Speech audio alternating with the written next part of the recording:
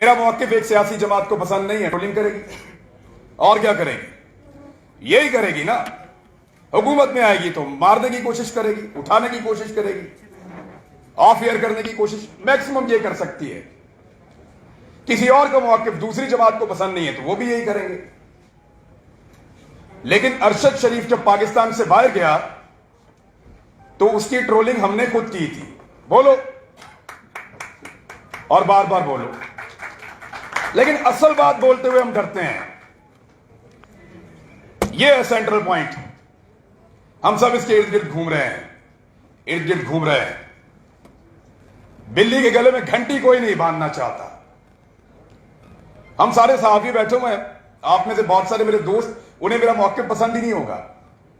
यह क्या कहता है, गलत बात है, पसंद नहीं है। समी इब्राहिम साहब की बात पसंद नहीं होगी किसी को घुम्मन साहब की, भट्ट साहब की बात पसंद नहीं होगी।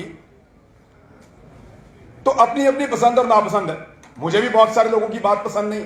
यह इख्तलाफ रहेगा, यह इख्तलाफ रहना चाहिए, इसमें तो कोई बुराई नहीं है।